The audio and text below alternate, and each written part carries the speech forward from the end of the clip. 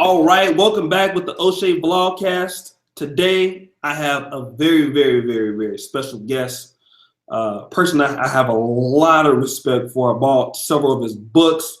The one and only Aaron Clarey. What's going on, man? Hello, how are you? All right, it's good to finally have you here.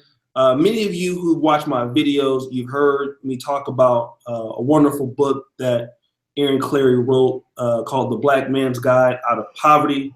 It's a book that I bought in 2015. I read it on the way to Norway from Oakland, California.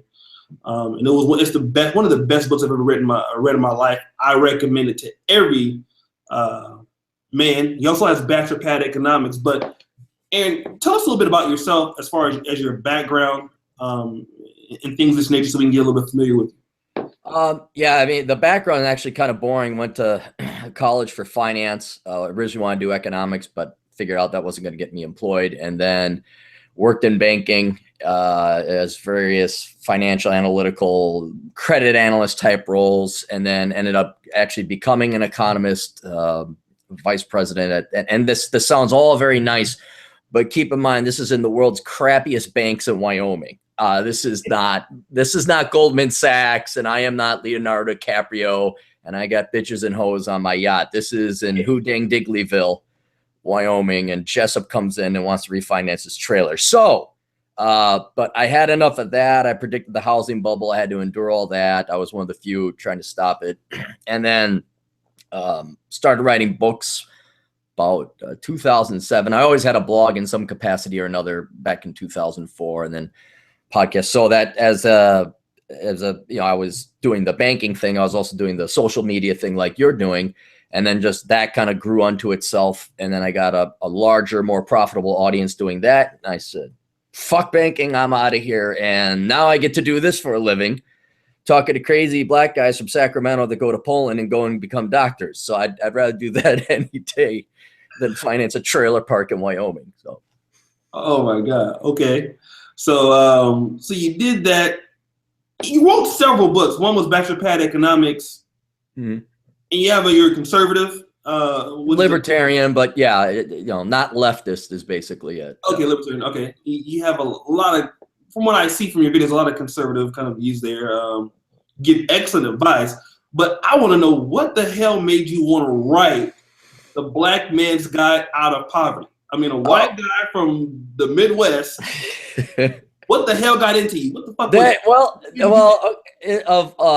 There's several reasons. One, there's a market for it. Two, as an economist, because at heart I'm an economist. I love economics, and the whole point is to help get people to be richer, to be better, to get more money and have a better life. And if you want to talk about the largest opportunity to accelerate a group of people, it's like we got the technology. It's like the $1 million. We have the technology. We can make them faster, better, stronger. It's like, okay, let's take what we know now and apply it to a community or a group of people that has the largest wage gap, income, life expectancy gap, stuff like that. So I'm like, okay, here's an opportunity.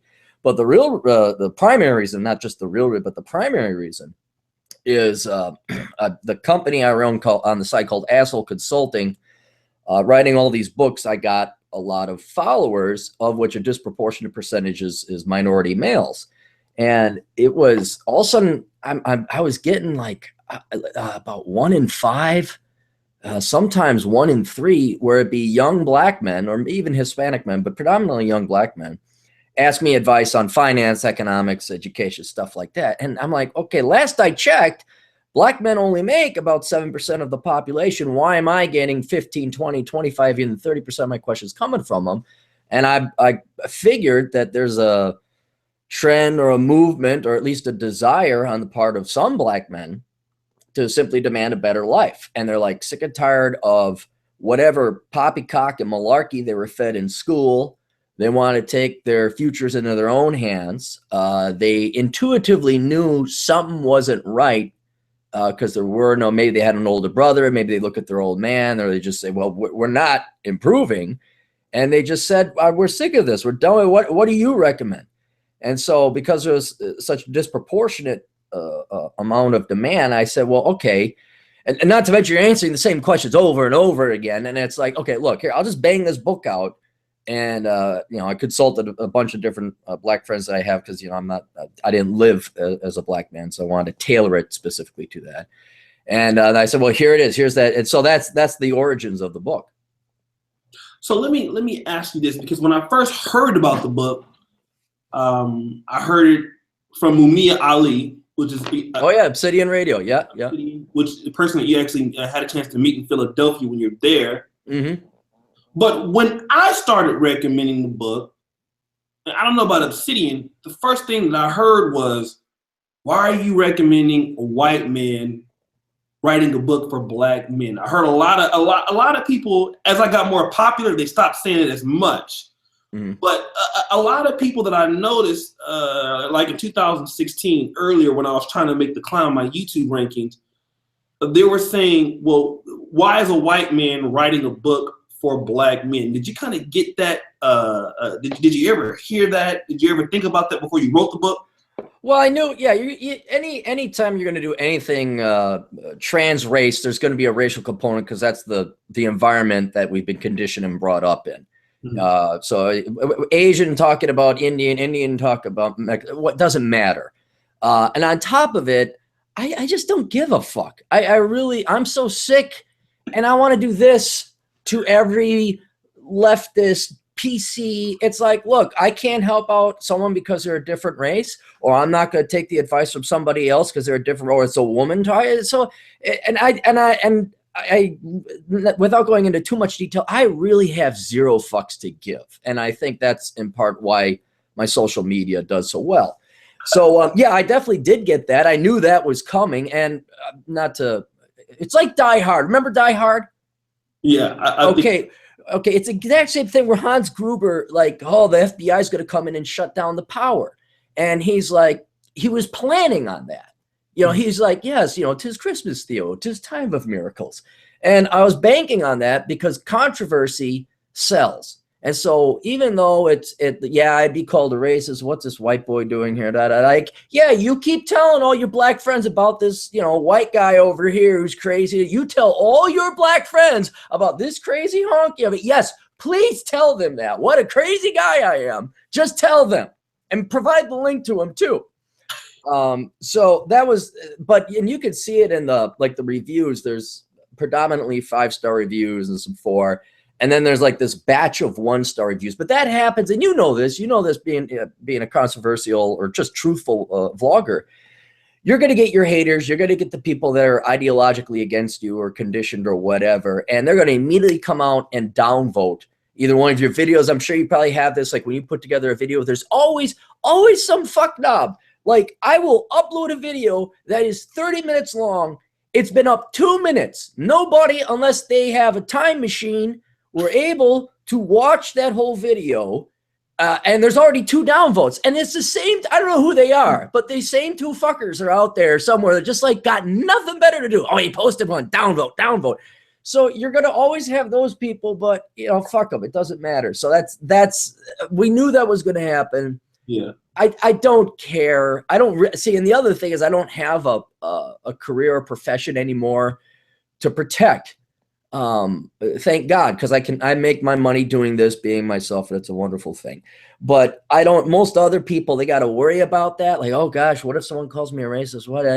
And then that might concern them and otherwise deter them from having conversations that may not be politically correct. But no, I don't care. I don't know. I have nothing left to lose. I make my money on this type of stuff. So that's kind of where I don't care what people say about the book comes from. Okay. It was a very, very good response. First of all, let me do this. While we have Aaron in the chat, what we want to do is first, like the video. You guys know how we do it. Second, get the likes up, man. Get the likes up, man. How many people are following now, O'Shea? How many are watching us now? Oh, right now only 69. So only 69. Okay, all right. But it's 69. But still, what we want to do is I'm putting Aaron Clarey's YouTube channel in the chat. What I want you to do is to go in the chat, subscribe to Aaron Clarey. Do that right now. So all of you who are not subscribed to Aaron Clarey, I want you to go in the chat. All right. And we want to subscribe to his channel. You know, the man is very busy. He decided he wanted to come and talk to my black male audience, which we try to do, bring the best guests we can over here for you. So at least let's show him some respect and subscribe. It's an awesome channel, very, very good information. He's a very good author. And many people in the chat have bought his book. So what the hell are you waiting for? If you have not bought The Black Man's Guide Out of Poverty, and you have heard me talk about this for the last 2 months, buy it. As a matter of fact, Aaron, where's the actual Amazon link to that? Do you have it with you? Oh, good. It's a long, lengthy thing. The best, just go to Amazon and search Black Man's Guide Out of Poverty. You'll find it. Or if you want, because I get the little Amazon kickback, I'll get an extra 43 cents or something if you go to my blog, captaincapitalism.blogspot.com, and you just search, excuse me, you look on the banner, it's there up there somewhere with all the other book links and stuff. And if you click on that, but yeah, just you can find it on Amazon. It's not that hard. Okay, and I'm actually gonna post the link here in the chat. Let me talk to you about this. As far as black men, when you're getting many of these inquiries about finance, what was the most common inquiry that you would hear from brothers as far as asking for advice? What most common thing were you hearing as far as a question? The most common one is the common ones I've across all different groups of people, and that was education. And that is, what do I do? Where do I go? What do I study? And so it was nothing specific to black men. It's just that they are pushing education in schools, which is good, saying like, hey, but then like everybody else, they're not telling you, oh, by the way, it's not like you graduate from high school, you get to college and it's a finish line and you celebrate. You gotta, now it really matters because you're spending your time, 4 years of your youth, and then Lord knows how much in tuition. So you got to make it count, but they don't tell you that. They all follow your heart, money will follow. No such thing as a bad degree. And so, but I think just like, everyone else, the internet, they're starting to say, hey, something's fishy, something's not right here. Or they just didn't know themselves. Like, oh gosh, I don't know why I want to, they got to college, like, and so a lot of it is, what do I study? Some of it is also financing. How do I pay for college? But the plurality, or one of the more specific topics specific to the black community for black men, was having to deal with familial hurdles, where the family is getting in the way, or the friends are even getting in the way. But typically the family, where you have to go to college, but you also have to help out your mother. Or I had, around 3, maybe even 4 instances where the young man is about to go to college. One guy I know was going to go to the military, but the mom was going to disown him because if he left, she wouldn't get a larger housing allowance for Section 8. And so he had to either go to school in that town, but he couldn't go to the military, which is what he wanted to do. Other things where it's like, yeah, I want to go and become an engineer. I want to go to college, and just his friends or the family like, no, you got to stay here. Or what are you going to go to college for? So that is probably the largest hurdle that I found specific to the black community, where they're not pro education, or it's like somehow you got to stay at home. You got to stay here, or you think you're better than us. And that where they obviously want to go and improve themselves. They want to go live their own life. They want to, if for any other reason, because I don't know about you, but after living, 18 years in Wisconsin, I kind of got sick of it and wanted to see a different part of the country. There's another cow. Oh, look, a farm, the same one that's been there. Maybe you want to see something different. So, but still there's this family or community, like, unspoken rules, like, oh no, you can't go, or you better come back too. So that it was hard, trying to break those bonds and going out and doing your own thing, and how to, not so much like they had a plan, or at least dreams and desires, like I want to do X, Y, and Z, but then how to handle your family and the backlash that would come if you did, and they say, oh, you have, not even that I would have no son, but oh, I might disown you, or shame on you for daring to go out and live your life. Very interesting. Very interesting. So, brothers, if you listen to this could be you. But Aaron, I want to talk a little bit about where you came from, because you just mentioned that you're from a small town in Wisconsin. A lot of people may think because well, Aaron is white and I'm black, it could not possibly be that we've experienced some of the same things. Kind of shed some light on where you grew up and what you saw in your town and what you had to overcome to get to where you are now. Well, I didn't grow up in a small town. I grew up in Milwaukee, and then we moved my junior year in high school. We moved to a town called Amory, Wisconsin, and just like my high school had about 3,000 people in it, huge high school. The town I moved to only had 2,000 people. And I just like, what the hell? And so, there, anyway, in Milwaukee, I grew up there, but the background that I had is that I was brought up poor. I'm the son of a preacher man. We had no money. I'm old enough to remember the Volcker recession and suffer it. This is a recession back in the 70s and the 80s. But we didn't have money. And so that economic financial background was similar to what majority of young black men grew up in.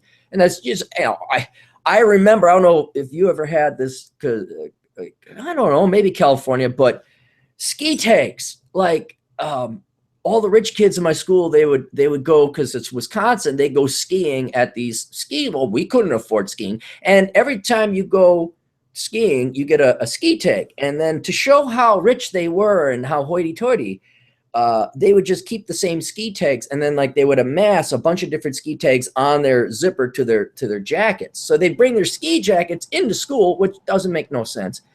And so I just look at it. So I was always envious of this kind of like wealth that these people had. And so that's how I studied to like, okay, how do I get out of here? We're going to study economics. That's what we're going to figure out, because it was logical to me as to how to escape. So I don't have necessarily I don't have any black experience because I'm not black, but I do have poor experience. And also my parents were not going to help. Not that they didn't want to, they just couldn't. There was no money. And so it was up to me, as it is a lot of the case for not just poor black people, but most poor people, period. Like their parents don't have the money. It's incumbent upon you to do it. So how do you go and do that? So there's a fair amount of Venn diagram overlap. It's not the exact same experience, but there are some similarities. Like people laugh, but it's true. I don't care what race you are. You were damn happy when $5 footlongs came out about 10 years ago. You were really excited about that. And it's true. I remember, like I can't afford to go to the nightclub is back in the early mid 90s because of the cover charge. But if a buddy of mine could get me a pass, okay, yeah, I'll go. So these experiences we all share, but this is why I enlisted the help of a lot of my black friends saying, okay, look, I have this experience in poverty, but I do not have the experience of being black and in poverty. What can you tell me about that? And so this is where a lot of my friends came in. They said, well, there's this aspect, and that aspect. And so kind of using their expertise, that's how I took these lessons that I learned escaping from poverty and applied it to someone who had been brought up in America as a black man. Wow. Okay. So there's some overlap. I want to give a shout out to Son of Apollo. He just ordered the paperback edition. So that's one book we've sold today. Awesome. Shout out to you, brother, for ordering the book. Like I tell you, I swear by this book. I've been preaching for you to get it. And let me just tell you this. Aaron actually offered to pay me to advertise it. And I've told him many times I will not take a dime. I still think you're crazy, but yeah. That's and the reason why is I believe in the book so much, and I believe that my audience needs to read it, and you need to have it. Even if you get the online edition, which I think the ebook is like what, $4 maybe, or the paperback. Something like that, yeah. Either or, this is going to change your life. It's the best investment you can make under $15. I mean, it's catered for you. It's some great information. I'll talk about one excerpt only. But listen, you even have people right now in the chat talking about the book is legit. That's the third or fourth person that is in the chat that knows about Aaron Clarey. So, hey, what are you waiting on? I need you brothers to say, hey, send me the link. While we're on stream right now, let's get these books sold, change your life, get some more information out there. We're bringing people, Aaron is very, very bright, as you can tell. He's very intelligent, very articulate. These are the kind of people that can help, and then they're always Black people. So once again, I want to thank him for coming on. Keep the likes coming up. And Aaron, let's talk about one particular excerpt in your book I will never forget, Dealing with Bad Women.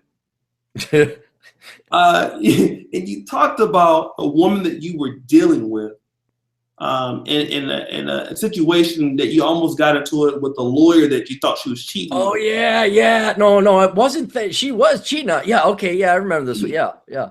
And how is this so important for, as you saw with Black men? Because your experience definitely correlated to something that we can all resonate to. Right. Yeah. It's basically the law of don't fuck up.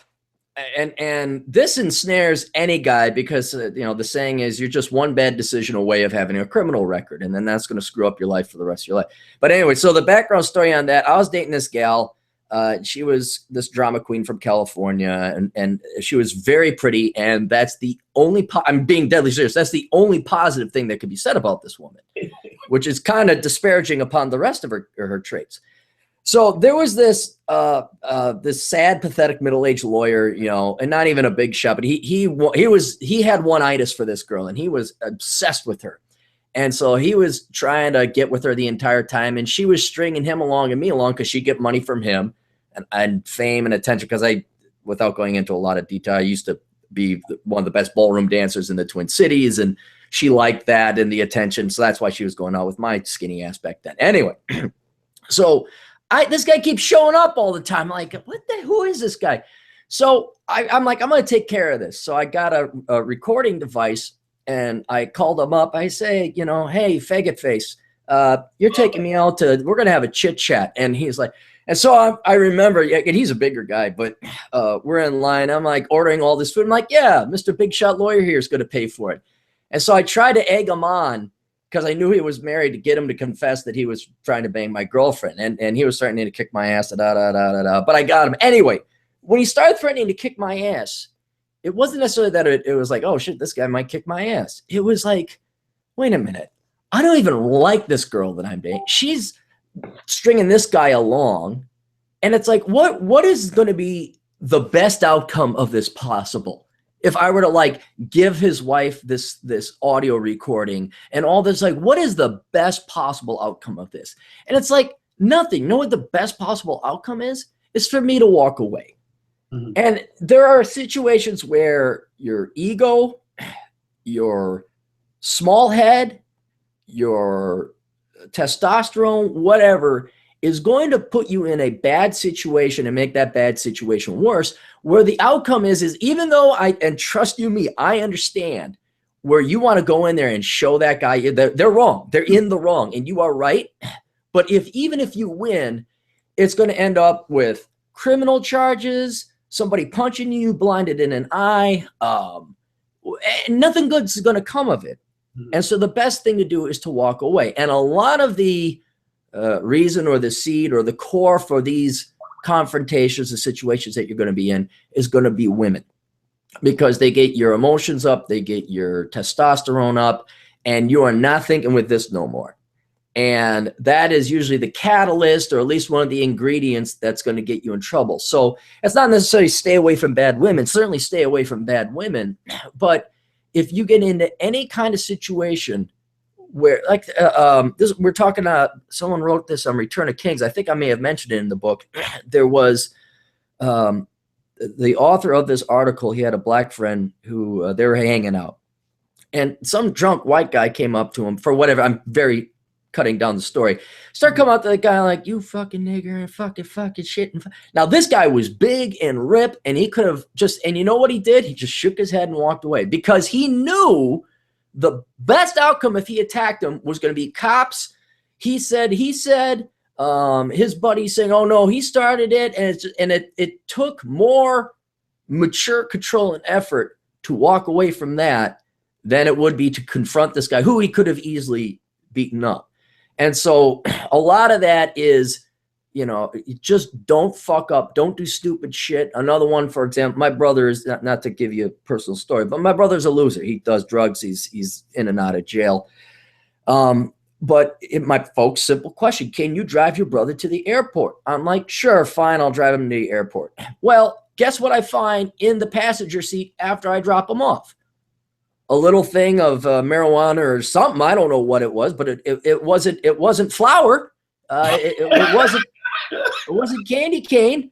And I'm thinking like, well, what if it was right there? And what if I had gotten pulled over for a broken tail light, 5 over, and the guy has a K9 unit? And then also, well, who's now in jail? It's not even that I did anything. I was even doing him a favor. The problem was I am hanging out with a bad element of people. And so this doesn't mean you become arrogant, cocky, and snooty. But if you know who the drug runners are, you know who the people get in trouble with the law are, and you just don't have those people in your life. Girl that's a drama queen, you don't have her in her life. She's over there. I don't want a guy who's like always hitting you up for money or has got drug problems or alcohol, whatever. Get these people out of your life and go find new one. Maybe you got to be alone. Maybe you're going without a girl. That's fine. Better to be alone than to be in jail with a bunch of guys who you won't be alone with.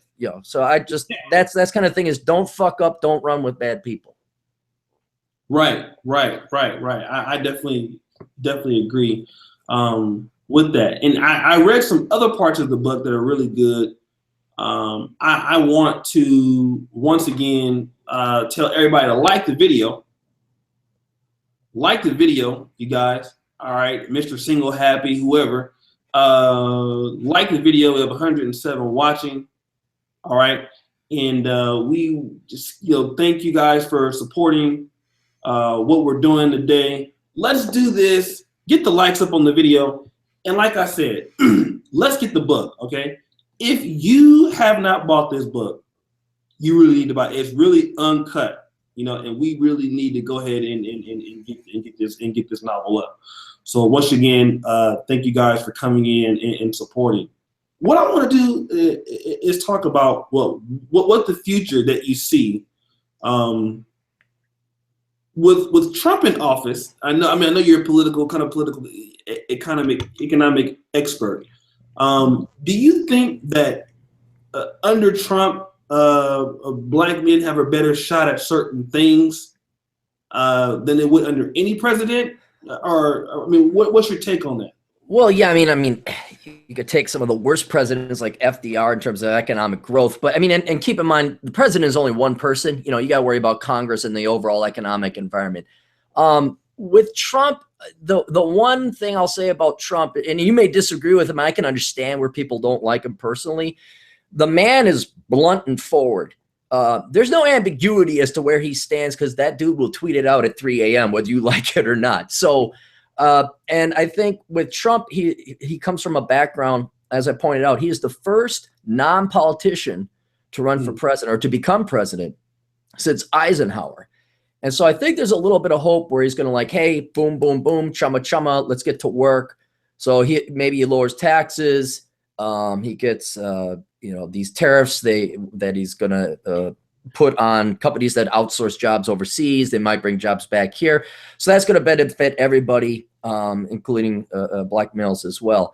But I haven't heard, and I don't see where he is specifically targeting. Now he did allude to it in the election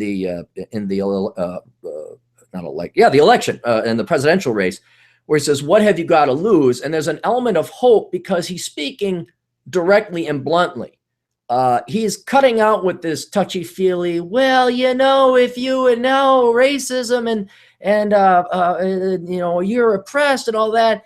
And he didn't come out right and say it, but what I like about that is he's like, it dispenses with the assumption of racism, where my point is, let's say there's racism. That is outside of your control. If Billy Bob Brain down in Mississippi wants to discriminate against you, there's nothing you can do about that.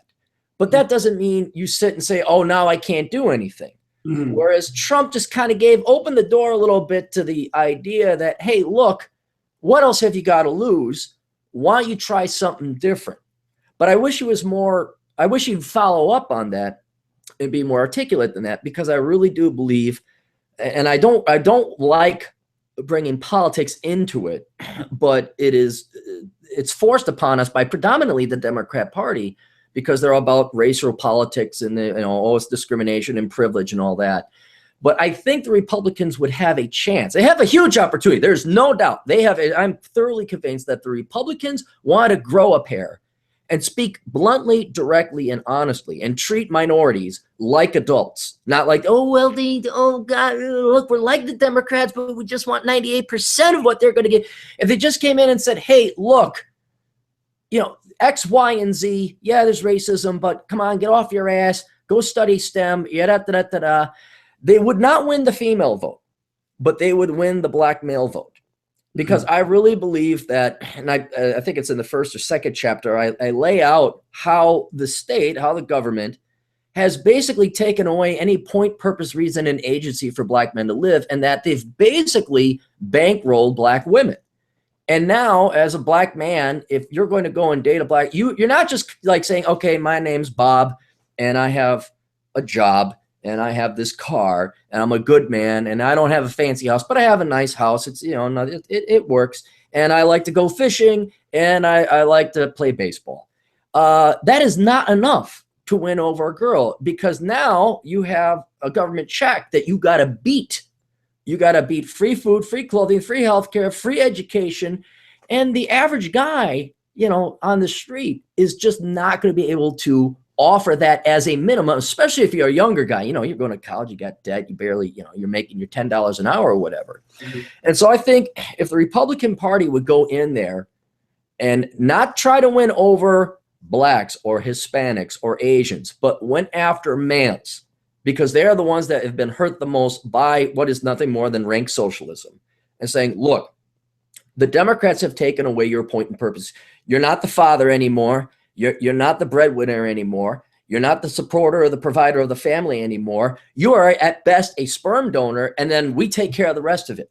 Mm-hmm. And so that is, and once you think about what is the point and purpose and reason in life, and look down the road long term, it's for family and children, and having a wife and a spouse that you love and cherish and care about and you spend time with, which again, I understand that's not on most people's minds, especially if you're younger. When I was in my 19s and 20s, I was like, boy, food would be great right now. Food would be really nice. You're not thinking, I'll be Ward and June with my white picket fence. You're like, you know what else would go great with this food? Rent. Rent would be great with this food right now.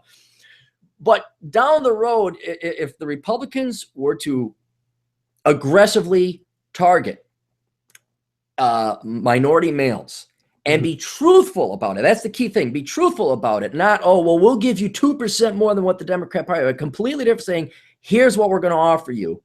I think going forward, that would not only drastically improve the economic opportunities and conditions of black males, but it would definitely bring about a much needed conversation and realization as, okay, what is the role of government? What are the role of men in society?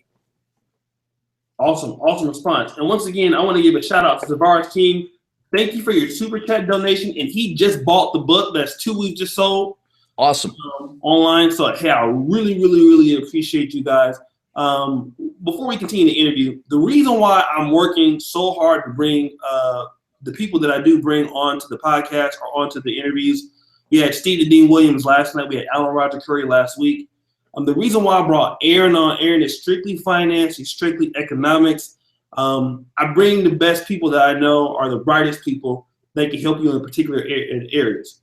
And the reason why, like I said, I never ask for money, even though he's asked to advertise with me, because I know that the brothers need this book. And that is why, because I do it because I want you to be helped. I want you to move forward in your life. And once again, he's taking his time to come out. So what I want you to do is, first of all, merely let's subscribe to the YouTube channel. We have 136 watching now. All right. So what I want you to do is go into go into the chat here, subscribe to Aaron Clarey. Okay. And then for those of you who are just coming out of 135 watching, I need you to go get the likes up. Get me to 100. We want to promote this. And we're going to continue with the interview. And for those people who are questioning about the book, you hear everybody's responses. Everybody's telling you, hey, buy the book. The book is good. Those who've read it is good, right? So we want you to be helped. Unfortunately, none of our own brothers wrote a book for us in this light, and this is the reason why Aaron wrote it and put the effort. Because to be fair, I hate to say this, a lot of times, black men, when we make it, we don't like to share the information, and I hate to say that. That does happen in our community, where we have a brother who will make it and will hold the information to himself, and because he doesn't want to see somebody else compete with him. Well, in this case, Aaron is deciding to put his own money up. Okay, he published the book himself. All right, nobody gave him any money. He did this all the work by himself for this particular market. So I think that's an honorable thing to do. So once again, let's support him by buying the book, and then support yourself by buying the book. All right, let me ask you this, Aaron. I know you get this question a whole lot. We have the automation thing coming on in the world, where many of the jobs that were stable 15 to 20 years ago are now being depleted. And one of the big things that I like about your channel is people always ask you about what should I major in? Where should I get a career? You're probably the best person on YouTube on God's great earth that I've seen give the responses, and sometimes they're a little bit brutal. Tell us, what should we be focusing on as a group of people, group of men in general, with automation coming, with the drone delivering stuff, with you have cars that can drive themselves in the future, Uber with no driver. What should men be focusing on in the next 10 to 15 years as far as wealth and employment? That's what you see. Well, what we should be focusing on is wage data, because the economy is not going to remain stagnant. Sure, 150 years ago, you'd make good money as a horseshoe repair guy. And the economy is not going to sit still. It's going to evolve. So you're going to have to constantly stay on the edge. Now, some fields and professions we just know are going to, pay highly. So surgeons, like, you're going to become a doctor, and that's such a high in demand skill that's not going to go away. We could talk, CPAs, accountants, high level accountants, that's not going to go away. And chemical engineers, electrical engineers, those type of things aren't going to go away. But it's a constant arms race, where, especially in for example, IT. That's an example where 30 years ago you could program COBOL and Fortran. Cool. Now nobody, unless you're maintaining an old, I think it's Unix. I mean, we're talking old school guys with gray hair. Those are the only ones. But now it's Python and R and C#. So what I would do is I would pay attention to starting salaries, median salaries. And you could do this, Bureau of Labor Statistics. All you have to do is you can go directly to bls.gov and just start searching around, seeing what type of jobs or industries you might be interested in to see what they're paying. But a simpler way to do it, go to Google. And if you say, I want to become a wiener dog farmer. Okay, you're going to raise wiener dogs for whatever reason. I don't know if they have it down at wiener dog farmer, but they would have dog breeder. So you type in dog breeder, BLS, and it will come up with all the data, mean, median, bell distribution, salary, expected growth in that industry. So the number one thing to do is to do the research before you think just what a huge investment it is to go and get a degree or get training and certification. You're taking at least a year of your time and however much money the tuition may cost. Spend the 5 or 6 minutes looking up that data first to make sure it's worth it in the end. So that's just the general advice. But as it stands right now, in general, there's 3 areas I would say. There's accounting, but again, you got to typically go for your CPA because automation is going to start taking away some of the easier, lower level jobs like accounts payable, accounts receivable, stuff like that. STEM, science, technology, engineering, math. So your electrical engineers, chemical engineers, mechanical, civil. Petroleum engineering is a little weak. Again, we kind of see that because oil prices went down. And again, the economy does not stay stagnant. And whereas 5 years ago, petroleum engineers were making a lot, now they're not making as much. And then IT. So your computers, you're becoming the web guy, the network guy, cybersecurity. And then maybe a fourth one I would add would be medicine, where you become a doctor, or you become, there's other areas you can go. You don't want to just be a rank orderly, but is nurse practitioner the highest ranked nurse? Yes. Yeah. So nurse practitioners, they make a lot. there's different specialties you could get into. I think some like X-ray techs make a lot, and it really depends on the technology and what's in demand. But there's some very highly compensated careers in the medical industry. So you would go and study in that, but then again, because the economy is constantly evolving, not that you're doing this every day, but you're keeping tabs on your industry and your profession, saying, okay, are we getting wiped out? Are we getting obsoleted by a technology? And so you do have to kind of stay ahead of the curve on that a little bit, and then maybe get a certification or an additional license so that you're on that side of this evolution of the labor market and the economy. But going forward, with this automation and the robots taking over, and this is going to actually be one of the title of an upcoming book I have, but it's down the road. You have to keep in mind you're going to have two choices, or one choice between two options as it comes to robots taking over. You can either be the type of people who build the robots, maintain that infrastructure, or do things that robots can't do, like the auto repairman, the trades. You could be the electrician, you could be the plumber.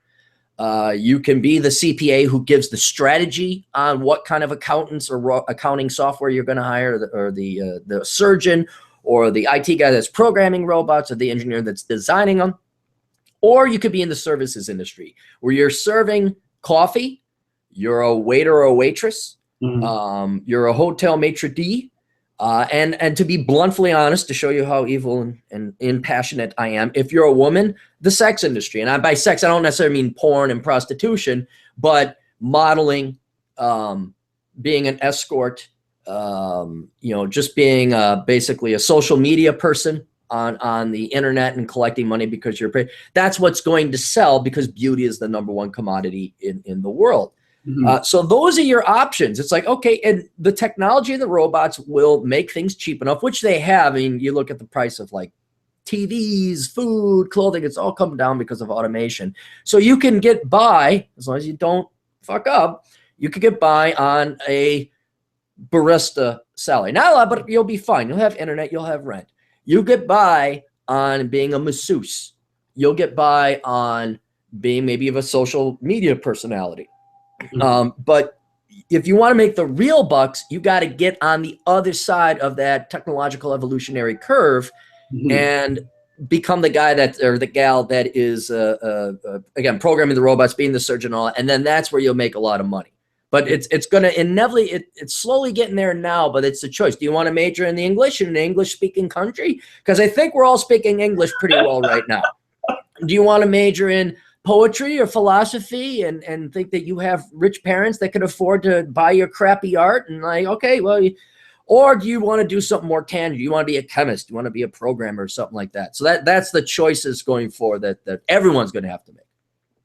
You made a video that was very controversial, but I think I enjoyed every second of it.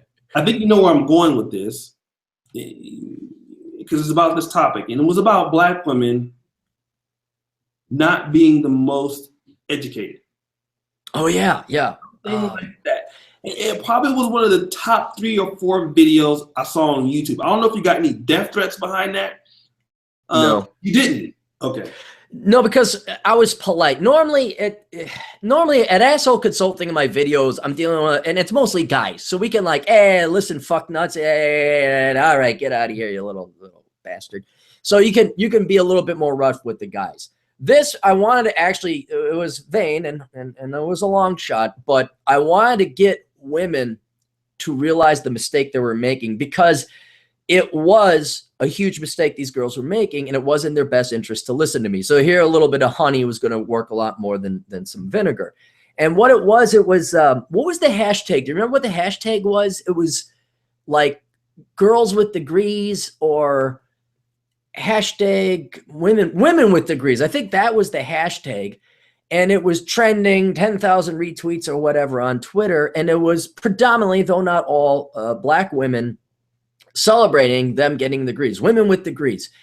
And I went through all these women and what their degrees were, and it was literally 3 out of 100 had real degrees. The remaining 97% had some kind of degree in philosophy. Now I'm getting my master's in philosophy. Criminology. Now I'm going to get my master's in criminology. I have my certification in, it was all bullshit, stupid, worthless liberal arts crap that these girls were majoring in. And they have been trained, as well as men have. This isn't just women, but this latest generation, as well as my generation, we were programmed to believe that college had value unto itself. Like once you got to college, that was an achievement. Once you graduate, that was an achievement. And then there was not, it's like, no, that is not the achievement. The achievement is now you go make money and support yourself. That's the achievement. Now you go and live your life. But we have conditioned, especially women, to value their education above all else when there is no practical application to it. And that's damaging, because all you did was saddle them up with a ton of debt for worthless degrees that have no hope whatsoever of paying back those student loans.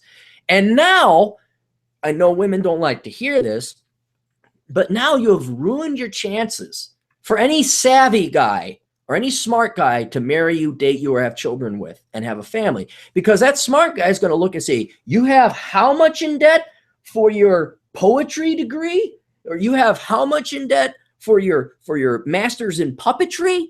And they're going to be like, no, I don't want to have anything to do with that. And now these poor girls have crippled themselves financially. So I think, and I even put it more politely than that, kind of behooving them and begging them, please consider what you're doing. So I think I came across as sincere, and so I didn't get any death threats. But yeah, that was definitely, that's a huge issue, because thank God my girlfriend has a job. I don't care that my girlfriend has a degree. I care that she pays rent and has a job and buys her own damn groceries and isn't asking me to bail her out. I know it's not sexy, but I like a woman that if I die, she don't need me. She takes care of her, because that means she doesn't need me for my money. She's willingly hanging out with me for me. So yeah, that was that video you're talking about. And I think the reason why is because a lot of my subscribers, a lot of the brothers have been hearing for many years from Black women themselves that you don't come to the table with what I have. You're not as educated as me. And if you brothers have heard that, hit 1 in the chat right now. Press 1. I know you heard that. We've all heard sisters tell us, you brothers are not as smart as us. You don't come to the table with our education. And a lot of these bitches is getting degrees in like journalism. Yeah. And that's women of all, look, one's all over. You know, these women of all races are getting degrees and things. And then another thing that you said, Anthony Brian Logan's here. Shout out to Anthony Brian Logan. That's my conservative buddy with a lot of thousands of subscribers. Cool. Matter of fact, I think I told you about him, Aaron Clarey. He's listening right now. Yeah, no, I'm kind of figuring out who's Calypso Oregon, by the way. Calypso, that's Don Calypso. That's you're not cursing, saying Calypso Oregon. No. It's an actual guy. All right, I just wanted to know. Shout out to Misanthropic One. One of my favorite YouTubers is in the chat also, and then also Jay Stokes. Shout out to you, fam. You gave $10 in the super chat. Look, brother, still pressing 1. Listen, how many ones y'all gonna press? Somebody pressing 2. Check this out. A lot of Black men, we've been hearing this for so long. You're not smart enough. You don't come in what we come in. But in your book, you actually advise, and I think if I'm remembering right, not to even date women that had a lot of college loan debt, right? I believe you said. No. Look, here's the thing. Okay, the lies they have been told. The only thing that matters, I don't say this because money is money and I'm greedy. Money is other people's time. Okay, you don't get money because it comes out of the sky. You got to go and sacrifice part of your time to get it. So money is other people's time. And the ultimate judge or score or way to determine if you have skills that are in demand and that you personally are in demand is whether or not you are paid money. Now, what these girls do, as I said before, is the focus has been on education. They think education is okay, let's put it in your perspective. Let's say you got your medical degree, right? And then you just stop. Well, I have my medical degree. It's over. I won. It's like, no, you have a ton of debt. And it don't mean nothing if you don't become a doctor. Right. But you're majoring in something worthwhile. What these girls do is they go and major in fluffy unicorn farting studies or whatever line of BS they got out there now. They get $100,000, $150,000, $200,000 in debt, especially if they go get their master's or their doctorate. A lot of them go into law school because they don't know what to do with their degree in African women's studies. But in the end, okay, I don't care how much education you get or how many degrees you get, or if we got to call you doctor. In the end, if no one at the end wants to give you part of their time or money, that means you have earned yourself a worthless degree. And I'm not being condemning or critical. I'm being descriptive and accurate because that's what it is. You do not offer a good value or service. You don't offer anything anybody wants. And that'd be fine if it didn't cost you anything, but you went into so much debt to pay for this worthless piece of paper. Now, what do you do? What do you do? And this is why you see so many people with master's degrees and doctorates, and they're working at Starbucks as the barista. They're working at, whatever. They're doing daycare, watching over other women's kids who don't want to raise them themselves. All this other stuff that presents a huge financial risk to men because, okay, you're just so stupid, dumb Bob, because you're just a plumber. Well, Bob, the dumb plumber who went in at the apprenticeship at the age of 18, at the age of 20, started making 50 grand a year. And now 10 years later, after that girl comes back, he's 30, she's 30. She wouldn't give him the time of day back in high school. And she's got her doctorate in thumb up your ass studies. And you got to call her doctor, and she's all proud of her degree. Well, now that guy, Bob, the plumber, is probably making around 60, 70. If he's got a little entrepreneurial spirit, he's got other plumbers working for him. He's got a plumbing company. He's bringing in 6 figures. And then this girl, with her degree, and she's making $10 an hour with $200,000 worth of debt. Don't tell me that she has the right to say you aren't as smart as her. Degrees have nothing to do with intelligence, nothing at all. All right. It just means how many times you sat your ass in a chair, listen to somebody slightly older than you, giving them their money to tell you stuff you don't need that ain't going to help you make as much money as a plumber. Right. But to say that, you don't have the education, you use education as the litmus test or the standard, it's wrong. And women are passing up on a shit ton of good quality men who make more money than, not that money's the only thing, but they make more money than them. They can provide a stable family, they can provide a stable living, but they're passing up on because of education. And it's a worthless metric. It's a worthless standard. But they're ruining their lives. They're passing up on some really good guys and ruining their lives in the process. And you talked about this in your book. I distinctly remember it. Let me do some shout outs real quick. My man in the great Misanthropic One, okay, one of my favorite YouTubers, been watching him before I was even on YouTube. He donated $10 super chat. Thank you. Blatant, 2 British pounds. Man, that's actually more money than American money. I appreciate you. God, that's like $300. That's $300 almost. Sam B, I appreciate you, man, for $5. Krzysiek Kashanka, I think that's one of my Polish listeners. I don't know. Let me know if you're in Poland or not, because you have a Polish name. So I thank you for that. And once again, while we're continuing the interview, what I appreciate the love, brothers. Thank you for everything you've been doing. You guys know when you come to my channel what we use the money for. We support the Negro Manosphere. But what I want to do is for all men who are looking for the black man's guide out of poverty or a Bachelor Pad Economics. Right now, I believe, let's see, if you were to buy the Kindle, there's a special right now, $3.49. The paperback, $14.95. I know every brother in this chat got $3.49 if you have Kindle or $14.85. You've been hearing people in the chat talk about how good this book is. Literally, I want all of you men to go in here if you have a Kindle account, okay? And it's to the point where I don't even ask, I won't even take his money to advertise this book because I believe that you need it. And like I said, you guys know I really have a heart for black men, a heart for the brothers. Take your ass in here right now, okay, and get this book. If you have Kindle, it's $3.49. If you read this right now, I'm telling you, it's going to help you change your life, okay? And if you get this book, we're going to continue to keep bringing him on. He's going to keep sharing his experiences, sharing his knowledge, because he's an economist. And like I said, how many other channels are bringing economists to talk to black men on YouTube? And we need people like this as we're trying to, get everything. Oh, Blake, we just got it on Kindle for about £3. All right, cool. That's 3. So that's 3. Thank you. Sam B. It's called The Black Man's Guide Out of Poverty. All right. So, brothers, keep getting the books. We want to, we'll help Aaron Clarey out. He's a very busy guy. Has his own blog. Now, Aaron Clarey, let me ask you this. Go back to your Montana days. Wyoming, yeah. Wyoming, sorry. Montana, Wyoming, it's the same. Okay. There oddly is a difference. There is a difference. I know it sounds crazy, but there is, yeah. Okay. So there's a difference. You had a successful banking career. Like I said, wasn't a major bank. You seem to be doing very well. You're a bright guy, obviously. What made Aaron Clarey want to be an entrepreneur? It kind of sneaked in on me.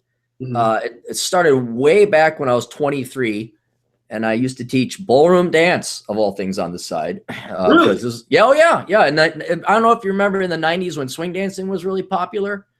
I was ahead of that, and I became one of the best dancers in the Twin Cities. And I had a hustle more than most, because dance students are all touchy-feely theater type people, and they want to go star in fame and then perform at some minimalism museum. I'm like, no, I want to make money. And so I would work during the day, and then at night I kind of moonlight like Batman and teach ballroom dance. So I knew, especially my first day teaching, you get paid per person. I had something like 50 people show up because it was really popular, and I did the math, and I was making $350 an hour. Now I am an economist, but I'm no economist. And I looked, I'm saying, okay, I'm making $12 an hour in my day job, and I make $350 an hour in this. But it was rare. Not every dance class was like that. And I say I got a taste. I'm like, oh, okay, there's ways to make money here. And then as time went on, I would do my banking career, my daytime job. But then I'd always be moonlighting as a dance instructor. I put together online classes back when I was 24, 18 years ago now. Back when online was becoming a thing to have online classes. They're still out there today. I still make money. So I made money with these online classes. I had my dance classes. And then what ended up happening is, as you guys know, banking was somewhat corrupt because of the housing bubble and all that. Anytime I started running into guff or lip from my bosses, they want me to sign off on a loan that was going to go bankrupt or anything else like that, some kind of thing I didn't want to do, I didn't have to answer to them. I didn't need them. And because I had enough money, and rental property was another thing I did. So I had basically a little side game going that if I didn't want to work my daytime job, I didn't have to. And then pretty much after the housing crisis, I wrote my book. That's when social media started growing, and I was paid more money to work in social media and do my regular side gigs than I was working in banking. So the only reason I ended up in Wyoming, I got an offer I couldn't refuse, and I went out there, and I basically just took my money and tried to pay down my house as much as possible. That's the only real reason I went out there for the year. But since then I made my money. My year was up. I got my bonus, and see ya bye. I was gone after that. So when you started writing books, what did you do when people told you, like, are you serious? You're gonna write books and try to sell them? Like, what did people tell you when you said, I want to be an author, I want to write on Bachelor Pad Economics, Black Man's Guide Out of Poverty? That was accidental. There was no thinking. It's if anything I could say about entrepreneurship is just try a little bit of things here and there, because you don't know what's going to grow and what's going to strike. But what got me into writing was the housing crisis, because I knew it was coming up. I knew there was going to be I didn't know when it was going to burst, but I knew it was going to burst. And so I wrote a book while the bubble was still going on, and I published it the day that Lehman Brothers filed for bankruptcy. So what compelled me to write it was because when I was working in banking, no one was listening to me. No one. I didn't have gray hair. I didn't have a gut. I just didn't understand things. I didn't have my MBA. I wasn't Slicky McSlickerson and Chaz McPeterson going out with Thaddeus at the golf club. You know, I was a numbers guy. I was a quant. I'm looking. I'm like, this is not. I don't know if you ever saw The Big Short. It was about the build up to the housing crisis. There was a fair amount of the same stuff I witnessed where the numbers were just not adding up. I'm like, this is bad.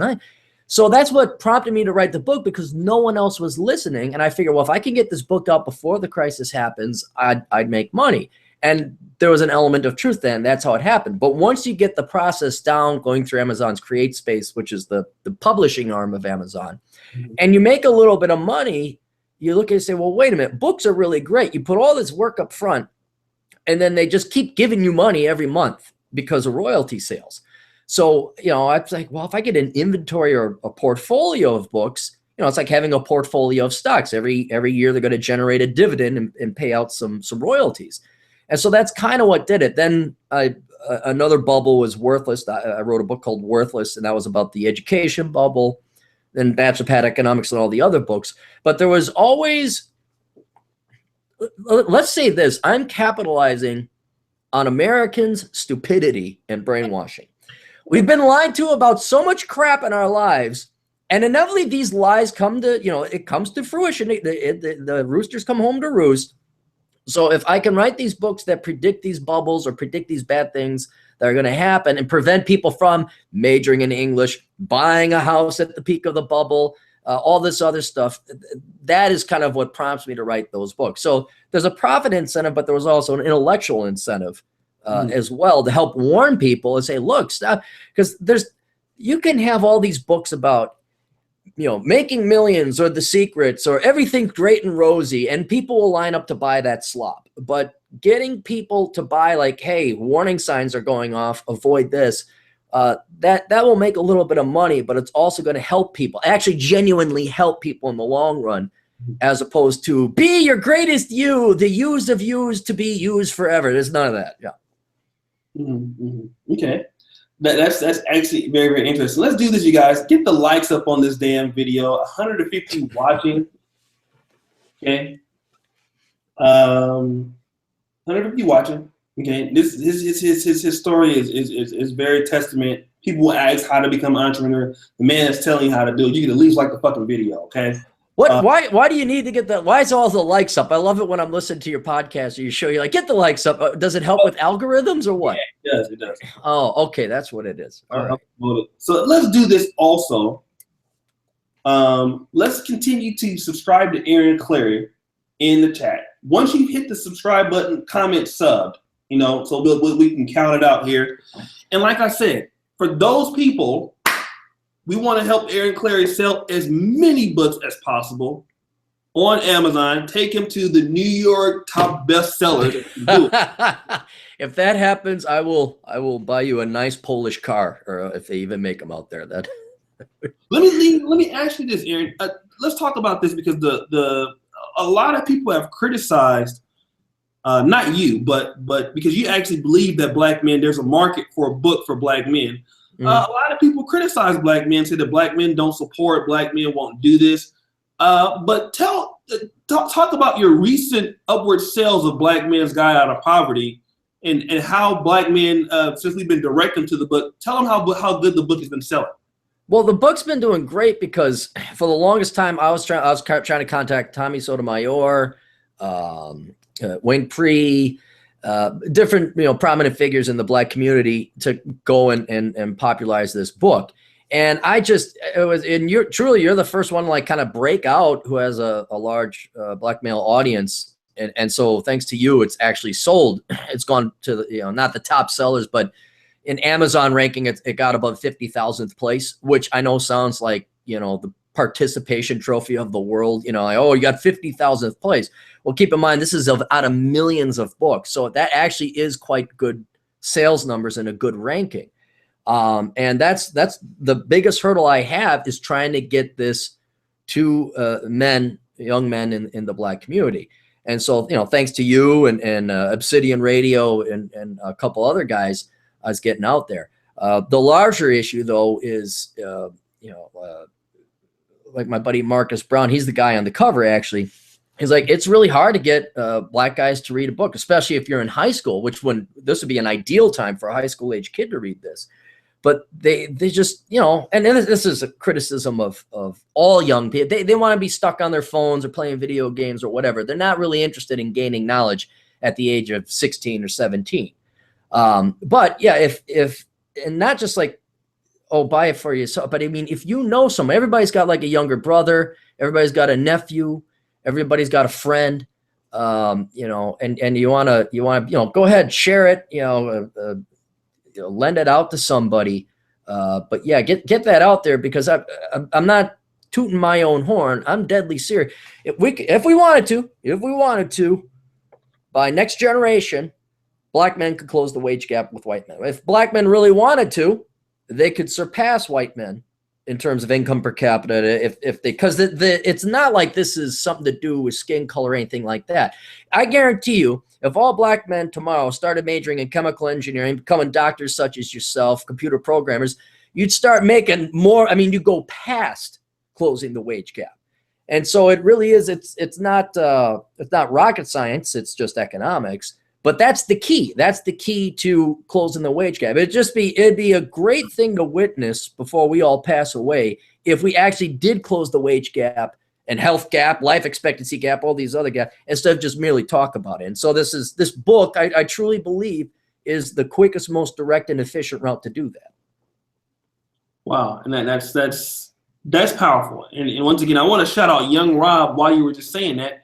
He bought the book, and he actually has written for the Negro Manosphere. I got one more of his articles that I got to release. Rob Parks, he just bought the book, and not only does he write, he's written for the NegroManosphere.com, he's written for other sports blogs, so I'm pretty sure he'll write on other sites about it. So thank you for young Rob for your actually purchasing the book. There have been a lot of brothers been buying the book in the chat, and once again, I want to tell you, brothers, it's been because of you. He said you pushed him. Was it 50,000 or 15,000?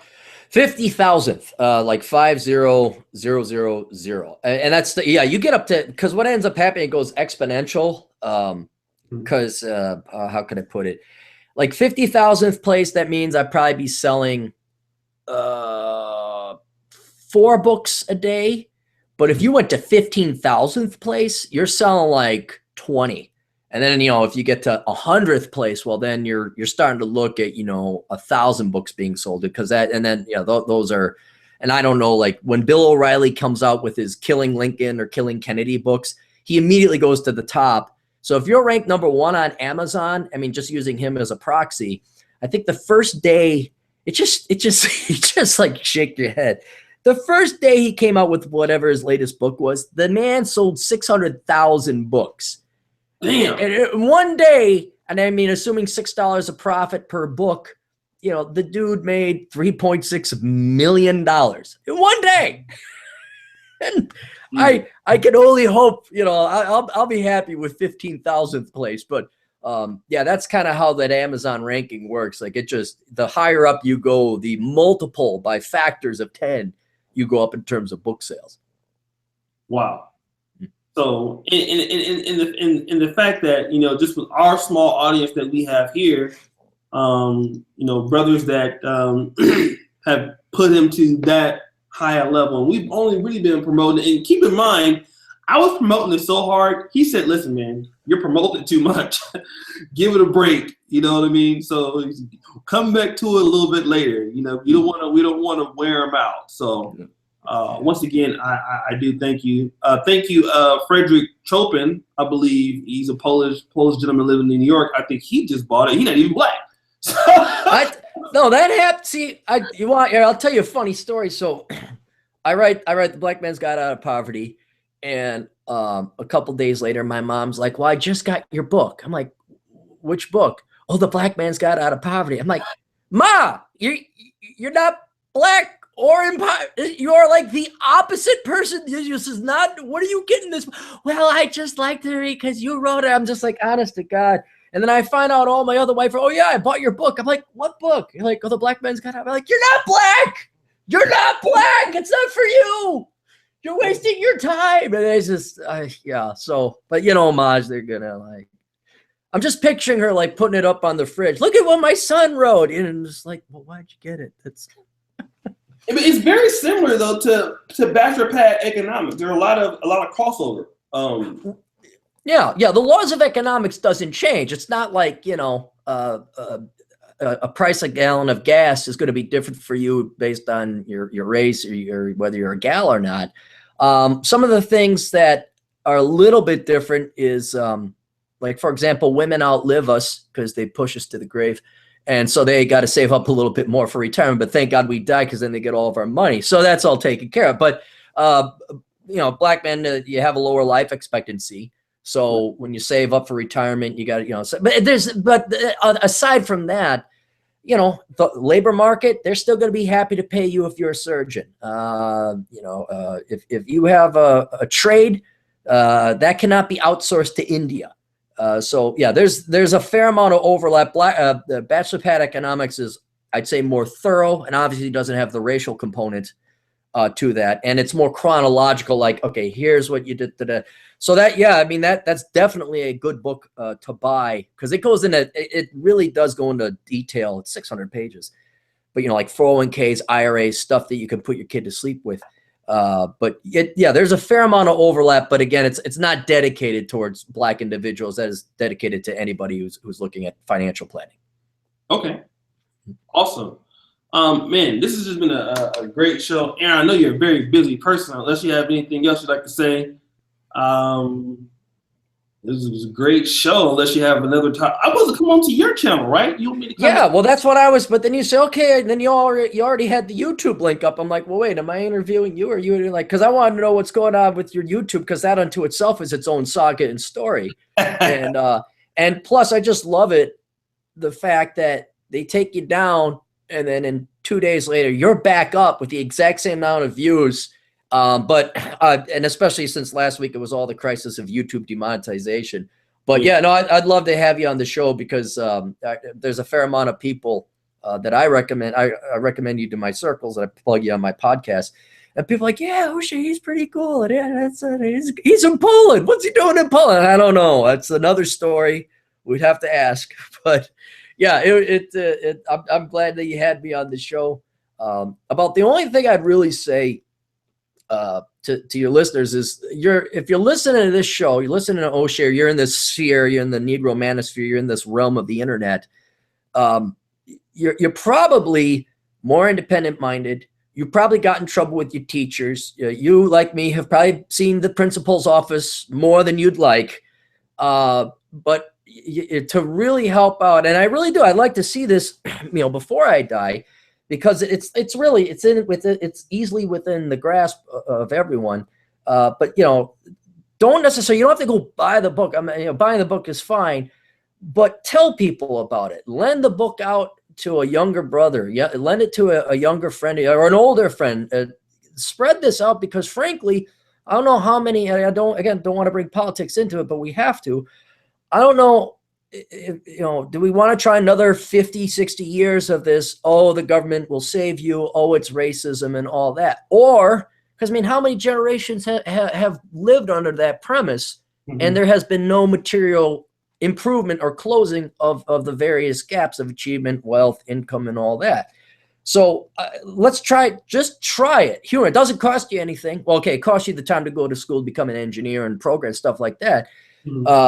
But I really think that this, based on all my economic research, me, myself getting out of poverty, all of it, this is at least worth a shot in your own lives, and worth a shot explain it to any, if you got a younger siblings or something like that. So I know it's boring to read. One of these days I'll have to get it on audiobook, because I understand I don't like reading myself. But you owe it to yourself to read through the book. And then please share it with your friends, share with anyone that you love and care about. And I'm not saying you have to, because there'll be naturally a backlash. Oh, well, who's this white guy or something like? Fine, I understand that. But if you offer it in terms of love and care, that might actually help somebody going from, well, I'm going to go major in whatever it is at the local community college to becoming a doctor, becoming an engineer. And all of a sudden, 5-6 years later, they're making 6 figures, got a nice house, and life is infinitely better. You know, that would mean a lot to me. Not to mention, if it did go to the New York Times bestsellers list, yeah, being a millionaire would be all right too. I suppose I could handle that as well. So that's what happens if you get to New York's best time seller. You're pretty much. Oh yeah, if you're New, oh yeah, like you know Oprah's book club. Like if Oprah there's like 3 things. If Oprah recommends you, you get to the Amazon top seller list or New York Times bestseller list, and often those are the 3 same things. Yeah, wow. You're set for life, and you know that's winning the lottery, but.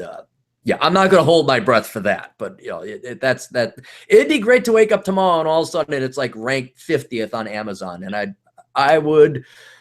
buy myself a double scoop of ice cream then tomorrow. That's what I would do. Well, I just want to once again, thank you for writing the book. Once again, it shows that a lot of people won't do books or media for Black men because they don't feel that we'll buy it. Many people don't market to Black men because they feel that there's not a market for it. Just 6% of the population. Yeah, no, it's definitely a small group. Yeah, small group, and they don't feel that Black men will spend the money to improve themselves. That's what a lot of people think, and this is the reason why I think that a lot of times Black men are we don't stick up for ourselves. We don't put our money up for things that do help us, but. In this case, showing that he jumped up to 50,000 in Amazon from where the book was before we started promoting it just shows that Black men are concerned. I can attest to that. The Negro Manosphere, I just had that blog up for consistently for 3 months, over 300,000 views in that 3 months. So obviously that shows that, hey, brothers do support media. We don't have any ads on that site. You brothers support that out of your own pocket. We raise the donations for it. So I can attest that there is a market for Black men, and Aaron Clarey can attest to that. So once again, we thank you, Aaron. I would love, I asked you this before, maybe one day you could write a guest article for us. Sure. Yeah. No, I'd love to. Yeah, absolutely. On the Negro Manosphere. And once again, I'm going to continue to keep promoting the book. And once again, keep buying it. I think we made at least 5 sales tonight on the live stream. So I thank you, those who bought paperback. Olamide, let's see here. What we want to do is, you said you wanted to buy the book, so let me go ahead before you ask that question. Let me give you the link. Y'all starting to ask. Trigger B just bought the book. Okay, thank you. Trigger B bought it. Put ads on your website. You need income. No, fuck ads. Bought it on Kindle. All right. Anything else you want to say, Aaron? No, just thanks for having me on, and thanks for your audience for listening and everyone who's buying the book.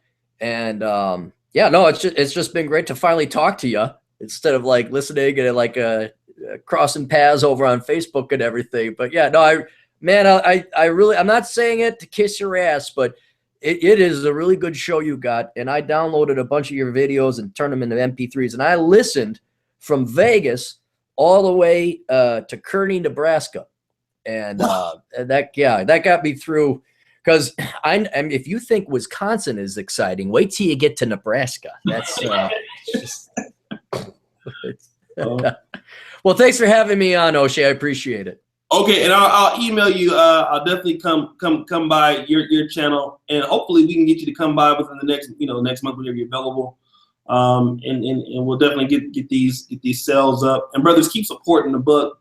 And once again, thank you again, Aaron, for your time. And hopefully, you go ahead and email me. We'll set it up. I'll come over to your channel. Wonderful. All right, we'll talk to you then. Okay, peace out. All right.